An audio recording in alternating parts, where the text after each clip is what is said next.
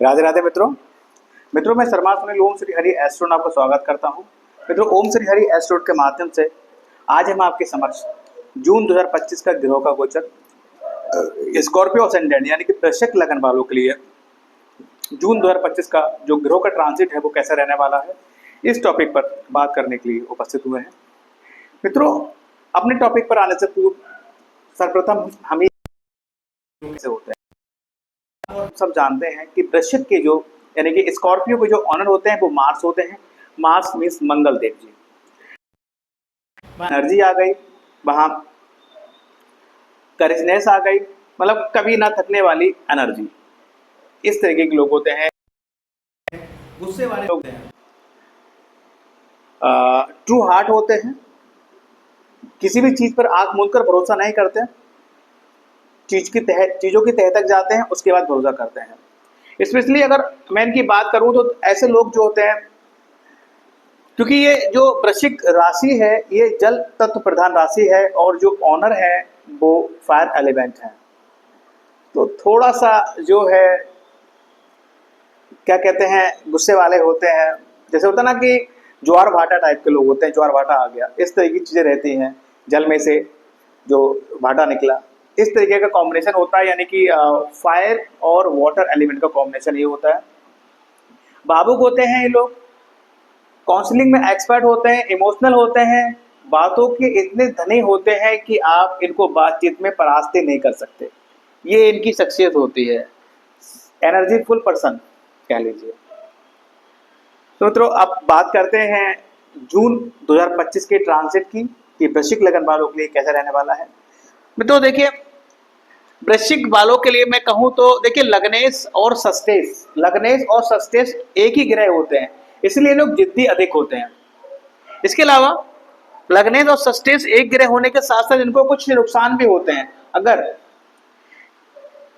कह लीजिए अगर परेशानियां अगर बात की जाए, अगर कोई रोग इनको लग जाए तो वो चलता रहता है।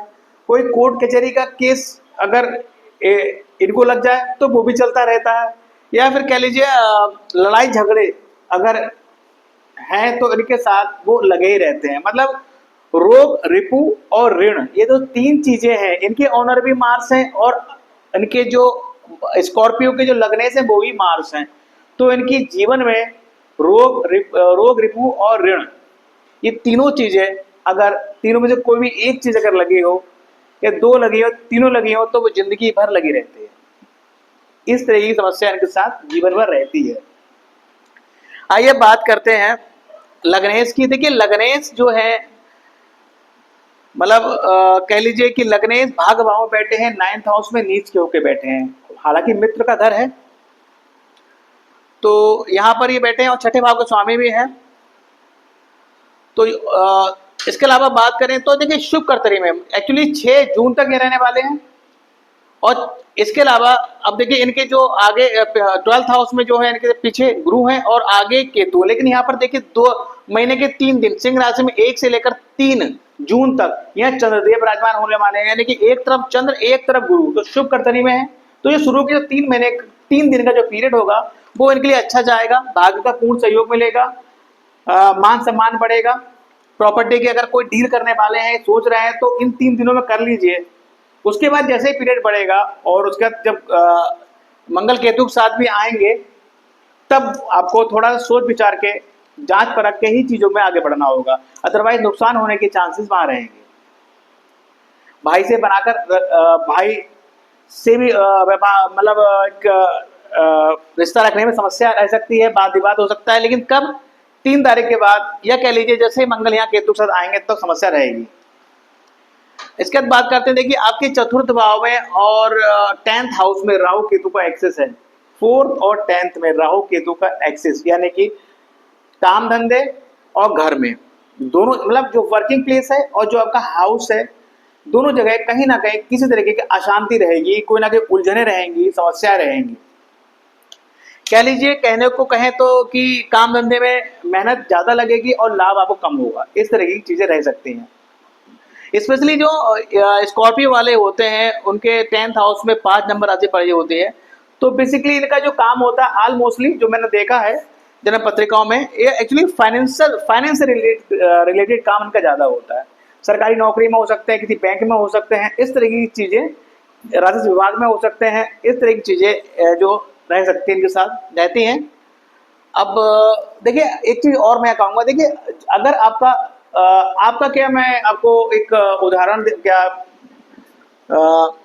एस्ट्रोलॉजी की जो कोई एक सूत्र है कि अगर आपके वर्क चार्ट में 4 नंबर घर में, यानी कि 4th हाउस में आपके अगर राहु देव विराजमान है, यानी कि जन्म का राहु अगर आपके 4th हाउस में है, तो ऐसे लोगों का जो घर होता है वो सिस्टमेटिक नहीं होता। आई मीन दूसरे घर में रखी चीजें जो अव्यवस्थित होती हैं, कोई चीज उधर पड़ी है, बैग उधर पड़ा है, किताबें उधर पड़ी हैं, शूज उधर पड़े हैं, कपड़े उधर पड़े हैं, इस तरीके का surrounding the houses surrounding the room चीजें बिखरी पड़ी होती है, सिस्टमेटिक चीजें नहीं होती इनके घर में।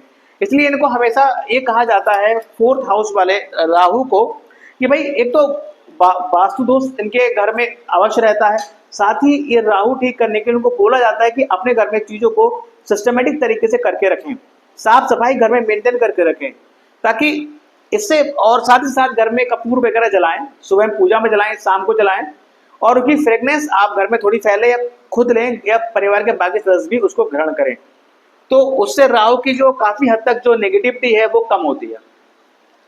अब देखिए इसके अलावा बात करते हैं आपका 3rd और 4th लॉर्ड, यानी कि तीसरे भाव का स्वामी और आपके चतुर्थ भाव का स्वामी कहाँ बैठा है, पंचम भाव में बैठा है सैटर्न। पंचम भाव में सैटर्न बैठे हैं, तो ये जो पीरियड है, अगर आप स्टूडेंट हैं तो 2.5 साल तक आपको कड़ी मेहनत करनी पड़ेगी। शनि आपको जो है खूब मेहनत कराएंगे, आप सोचो कि थोड़ा बहुत पढ़ लूँ ऐसे ही काम चल जाएगा, ये चलने नहीं देंगे, ये खूब मेहनत कराएंगे, खूब मेहनत कराएंगे, खूब मेहनत कराएंगे, उसके बाद आपको रिजल्ट देंगे। तो मेरा भी एडवाइस यही है कि जो आने वाले की जो पीरियड शुरू हो गया है, और 2.5 साल तक आई मीन टू से 1 जून 2027 तक, 1 जून 2027 तक डेट नोट कीजिएगा, 1 जून 2027 तक स्कॉर्पियो स्टूडेंट मेहनत में कोई कमी ना करें, पढ़ाई लिखाई में पूरी ईमानदारी पूरी मेहनत से पढ़ाई करें, साथ ही अपना व्यवहार, अपना आचरण, अपना स्वभाव अच्छा बनाकर रखें, चिड़चिड़ापन ना रहे, अपने से छोटों के प्रति आदर सम्मान से पेश आए, बड़ों का तो आदर सम्मान करते ही है, छोटों का भी आदर सम्मान करना होगा। और पॉसिबल हो तो शनिवार वाले दिन आप दक्षिणामुखी हनुमान जी के मंदिर जाएं, जो 10 मुखी जो होता ना कि एक हनुमान जी का मंदिर होता है, उसमें दक्षिण फेस को उनकी मूर्ति स्थापित होती है, वहां जाकर आप हनुमान चालीसा का पाठ करें, सुंदरकांड का पाठ करें। उस दिन आप शनिदेव कोई प्रणाम करें, वहाँ पास में जो होता है जो है शनि का वृक्ष भी होता है, वहाँ पर उनकी पूजा अर्चना भी कर सकते हैं।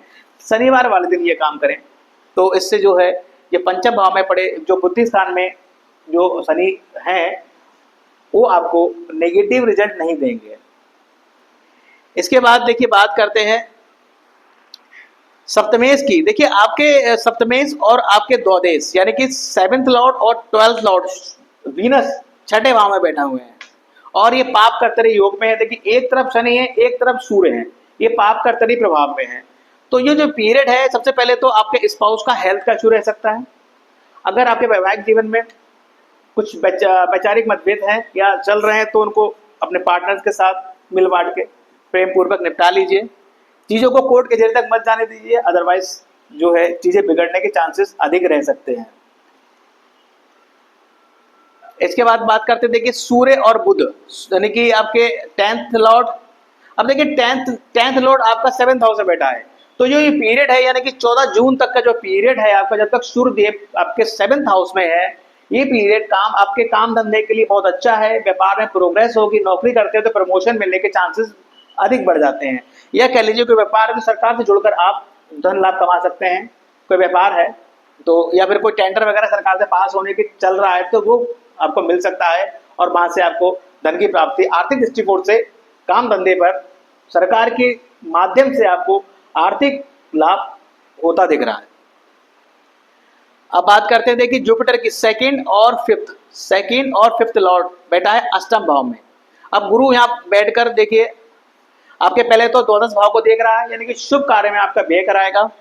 उसके अलावा देखिए ये अपने ही घर को देख रहा है, जहाँ का वो कारक भी है और यहाँ राशि भी उसकी पड़ी हुई है, तो आर्थिक दृष्टिकोण से जुपिटर आपको लाभ पहुंचाएंगे, लेकिन शर्त ये होगी कि आपको अपने बॉडी, अपने कुटुंब को साथ लेकर चलना होगा, उनका इमेज, उनका मान सम्मान बरकरार रखना होगा, उनसे जो है तालमेल बैठा के ही आपको ये सब चीजें प्राप्त होंगी। इसके बाद देखिए अब बात करते हैं बुध देव की। देखिए बुध देव जो है आपके 11th और 8th लॉर्ड होकर 11th और 8th लॉर्ड होकर ही 7वें भाव में बैठे हैं, तो निस्संदेह ही आपके वैवाहिक जीवन में जो है वैचारिक मतभेद समस्या देंगे।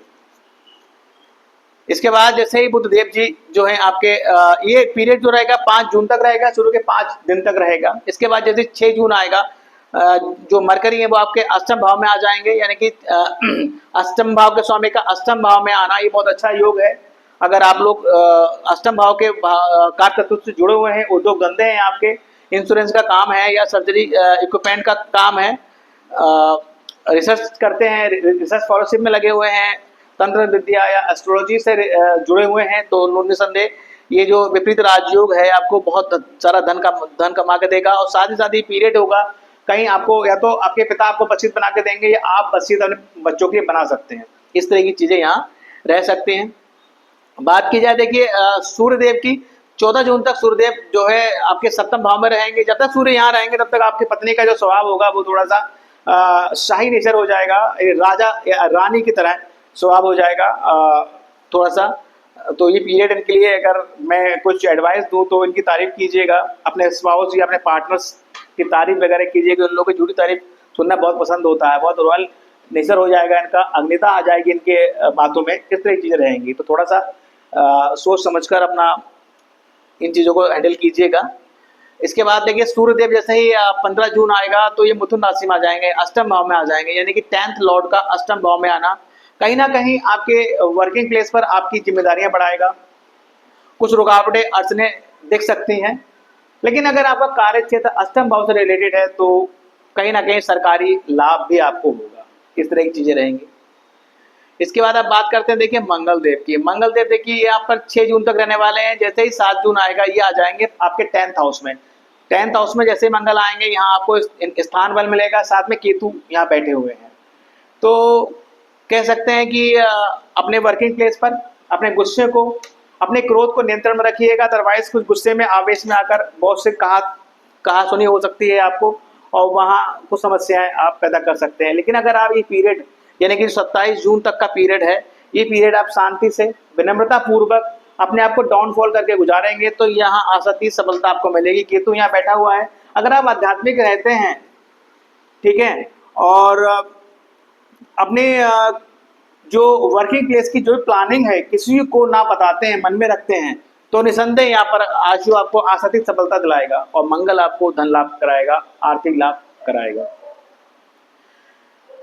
अब इसके अलावा देखिए बात की जाए विवाह की तो देखिए ये जो वृश्चिक वालों के लिए जो पीरियड है अभी ये महीने का जून में विवाह के लिए मैं कहूँगा कोई योग बनता दिख नहीं रहा है। विवाह के लिए मैं नहीं कहूँगा, नो। स्टूडेंट हैं तो 2.5 साल तक कड़ी मेहनत करनी पड़ेगी, उसके बाद जाके सफलता मिलेगी। साथ ही साथ राहु आपके चतुर्भाव में है, माता का स्वभाव थोड़ा सा समझ में नहीं आएगा आपको, तो थोड़ा ध्यान रखिएगा। Avoid the arguments with your mother की हेल्थ का इश्यू भी आपको रह सकता है, आपको उसका ध्यान भी रखना पड़ेगा। पत्नी का हेल्थ का इश्यू भी रहेगा, उसको भी ध्यान आपको रखना पड़ेगा। साथ ही साथ देखिए मैंने बोला कि वर्किंग प्लेस पर आप कोई प्लानिंग अपने उजागर मत कीजिए। केतु जो है सेक्रेसी का कारक होता है, अगर आप उसके अपोजिट जाएंगे तो आपको नुकसान होगा। साथ ही साथ अपने वर्किंग प्लेस पर अगर केतु से और अच्छा रिजल्ट लेना चाहते हैं तो स्पेशल कोई बुक अपने वर्किंग प्लेस पर रखिए और हो सके तो दिन में 10-15 मिनट का समय निकालकर आप उसको थोड़ा पढ़ भी लीजिए, तो उससे केतु का पॉजिटिव रिजल्ट आपको यहाँ प्राप्त होगा। बात करें आपके क्या बोलते हैं हेल्थ इशू की, देखिए 2 दिन 20 और 21 जून हेल्थ का इशू रह सकता है। स्ट्रेस की बात की जाए तो 7, 8, 20, 21, 25 और 26 जून ये कुछ तिथियां हैं, इन दिनों आपको स्ट्रेस ज़्यादा रहेगा। अगर बात की जाए जिस दिन धन अधिक खर्चा हो सकता है वो है 6, 7 और 8 जून। कहीं अगर ये दिमाग में आए कि भाई स्पेशली आएगा ही 6, 7, 8 जून में आपको दिमाग में आएगा ही कि भाई ये खरीद ले वो खरीद ले, ध्यान रखिएगा कि ये वो तिथियां 6, 7 और 8 जून तो नहीं है, स्पेशली 7 और 8 जून तो नहीं है। अगर ऐसा है तो थोड़ा सा रुकिएगा, सोचिएगा, समझिएगा, फिर आगे बढ़िएगा और कोशिश कीजिएगा उन दिनों खर्चा ना करें तो ही बेहतर है, उसको आगे के लिए पोस्टपोन कीजिएगा, तो उससे आपको लाभ जरूर होगा।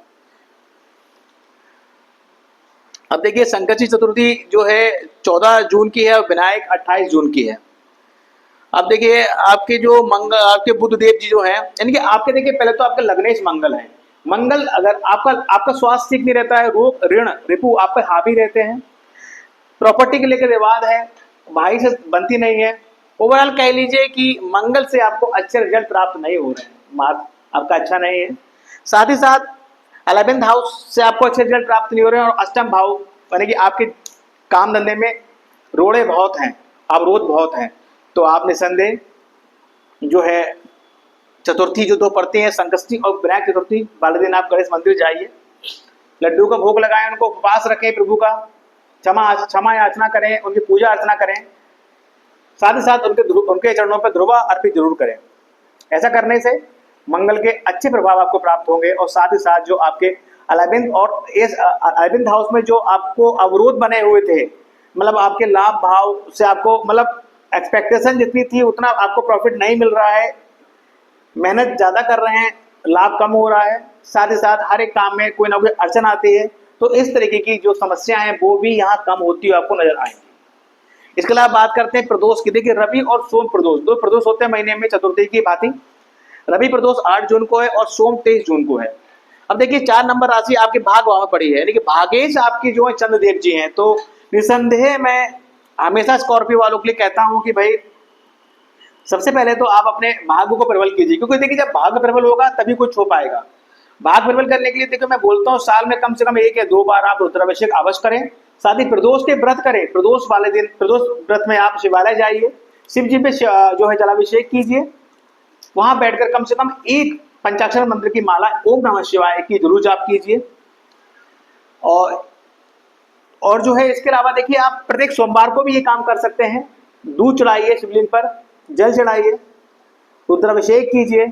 ये सब करने से एक तो देखिए मन आपका अच्छा होगा, क्रोध आवेश जो आप और जिद्दीपन जो आप में रहता है वो कंट्रोल होगा, पॉजिटिव चीजें दिमाग में आएंगी, पॉजिटिव विचार आएंगे, तो आप पॉजिटिव चीजें सोचेंगे और पॉजिटिव वे पर आप चलेंगे, तब आपको पॉजिटिव रिजल्ट प्राप्त होगा। यानी कि मंगल और आप यानी कि आपके भाग भाव यानी कि भाग को प्रबल करने के लिए आप शिव उपासना करें। इसके अलावा देखिए बात करते हैं अमावस्या की। 25 जून को अमावस्या है। मैंने यहाँ देखिए ट्रांजिट का बताया, राहु चतुर्थ में है। नो डाउट चतुर्थ का जो राहु है वो देखिए आप एक काम धंधे के लिए अच्छा है, वहां पर आपकी जो है चांसेस बढ़ाता है ग्रोथ की, अचानक से बढ़ा देगा। लेकिन अगर वर्क चार्ट में आपके राहु की पोजीशन अच्छी नहीं है, उससे आपको अच्छा रिजल्ट प्राप्त नहीं हो रहा है, तो देखिए मैं सदैव यही कहता हूं कि आप श्री विष्णु सहस्त्रनाम का पाठ कीजिए अमावस्या वाले दिन। सुबह जल्दी उठिए, बहते जल में नारियल को प्रभावित कीजिए। अगर ऐसी व्यवस्था नहीं है तो ऐसा सामर्थ्य आप नारियल मंदिर में दान कर सकते हैं। साथ ही अमावस्या वाले दिन पितरों के निमित्त ब्राह्मण भिक्षुकों को दान दक्षिणा भोजन कराइए। ऐसा कराने से आपके पितृ शांत होते हैं और आपको शुभ आशीर्वाद प्रदान करते हैं। इससे क्या होता है आपके जन्मों के जो कष्ट होते हैं वो जो है वो धूमिल होकर एक क्या कहते हैं शुभ प्रभाव आपको मिलता है और आप जीवन में खूब प्रोग्रेस करते हैं। साथ ही साथ पूर्णिमा की बात करें, 11 जून को पूर्णिमा है। मन व्यथित रहता है, मन में एकाग्रता नहीं है, स्टेबिलिटी नहीं है, बहुत कंफ्यूजन रहता है, क्या करें क्या ना करें, निर्णय लेने में समस्या रहती है। तो इसके लिए आप निसंदेह पूर्णिमा वाले दिन आप चंद्र देव को जल दें, जल अर्पित करें। साथ ही 10 मिनट खुले आसमान के नीचे आप खुली आंखों से चंद्रदेव को निहारें। ये एक तरीके का मेडिटेशन होता है। इसे करने से आपका मन में एकाग्रता आएगी, मन में बल आएगा और आप अच्छा सोचेंगे और उसी हिसाब से आप अच्छे निर्णय लेंगे और अच्छे मार्ग पे आगे बढ़ेंगे। अब बात करते हैं देखिए गज केसरी योग की। इस महीने 4, 12, 19 और 25 जून 4, 12, 19 और 25 जून को गज केसरी योग लग रहा है। मित्रों गज केसरी योग के बारे में हमारे ज्योतिष में प्रमाणित चीजें हैं और आप खुद भी यूट्यूब वगैरह पर सर्च करते होंगे, देखते होंगे कि भाई गज केसरी योग जो होता है वो वह योग है कि अगर जन्म पत्रिका के अच्छे भावों में आपके विराजमान है तो वो जातक जिसके जन्म पत्रिका में गज केसरी योग लगा हुआ है वो बहुत कम मेहनत से जो है आशातीत सफलताएं प्राप्त करता है, बहुत पॉपुलर होता है, बहुत फेमस होता है, एक राजनेता हो सकता है, एक अभिनेता हो सकता है। इस तरीके का योग ये होता है। इसके अलावा देखिए ओवरऑल वृश्चिक के लिए मैं देखिए बोला कि भाई वृश्चिक वालों को जो मेन पॉइंट है कि मैं बताता हूँ, वृश्चिक वालों को सदैव अपने गुस्से पे काबू रखना होगा। ये बहुत बात करने में चतुर होते हैं, मतलब एक अच्छे काउंसलर होते हैं, बातचीत में इनको कोई परास्त नहीं कर सकता। लेकिन कमियां सिर्फ इतनी होती हैं, अगर ये गलत चीजों में पड़ जाते हैं तो इन पे ऋण रोग और रिपु हावी रहते हैं और वो एक लॉन्ग टाइम के लिए, जीवन भर के लिए उनका पीछा नहीं छोड़ते। इसलिए आपको मैं एडवाइस करता हूँ, देखिए आपके जो ईश देव है भगवान विष्णु है, प्रभु श्री हरि है, उनकी आराधना कीजिए। आप ईश की आराधना करने से हमारी जन्मपत्रिका में व्याप्त 90 नहीं 100% जो है आपके कष्टों को हर लेते हैं ईश देव, और आपके पॉजिटिव रिजल्ट देते हैं, आपके जीवन में शुभता ला देते हैं। साथ ही साथ बात करें स्टोन की तो देखिए कोरल आप पहन सकते हैं, टोपाज आप पहन सकते हैं। साथ ही साथ रुद्राक्ष की बात करें 14 मुखी रुद्राक्ष आपकी बहुत जो है प्रोग्रेसेबल होगा, बहुत फायदेमंद होगा। इसके अलावा देखिए मैं हमेशा आपको बोलता हूँ कि कोई भी स्टोन धारण करने से पूर्व, मैं रुद्राक्ष की बात नहीं कर रहा हूँ, मैं सिर्फ स्टोन की बात कर रहा हूँ, कोई भी स्टोन धारण करने से पूर्व आप अपनी जन्म पत्रिका के एक अच्छे एस्ट्रोलॉजर से आप प्रोडक्शन कराएं और उसके एडवाइस पर आप स्टोन धारण करें। इसके अलावा देखिए एक्चुअली होता क्या है कि हम लोग जो है एक ट्रांजिट के आधार पर जो राशियां पड़ी है भावों में, उसके अकॉर्डिंग हम आपको बता देते हैं कि ये स्टोन आपके लिए बेनिफिशियल है, होता है बेनिफिशियल है। लेकिन अगर वो ग्रह का प्लेसमेंट अच्छा नहीं है तो उस स्टोन से आप अच्छे या पॉजिटिव रिजल्ट नहीं ले पाएंगे, हो सकता है उससे नेगेटिव रिजल्ट मिलने स्टार्ट हो जाए। तो मैं तो एक छोटा सा प्रेडिक्शन था स्कॉर्पियो असेंडेंट के ऊपर, माह जून 2025 का पीरियड जो है स्कॉर्पियो के लिए कैसे रहने वाला है। वीडियो पसंद आया तो लाइक कीजिएगा, और जिन लोगों ने हमारा चैनल ओम श्री हरि एस्ट्रोवर्ड सब्सक्राइब नहीं किया तो प्लीज सब्सक्राइब माय चैनल। साथ ही साथ आपसे रिक्वेस्ट है कि जिन लोगों आई मीन टू से आपके संपर्क में अगर जो भी लोग स्कॉर्पियो के हैं तो उनको ये वीडियो जरूर शेयर कीजिएगा, ताकि वो जाने माह जून 25 का जो गोचर है उनके लिए क्या लेकर आया है और उस हिसाब से वो प्रिपेयर करें अपने आप को। इसके अलावा देख मित्रों, आप अपना प्यार और अपना आशीर्वाद हम पर हमेशा बनाए रखिए ताकि हम आपके अनवरत ऐसे ही सेवा करते रहें। So thank you very much. Radhe Radhe, जय माता दी।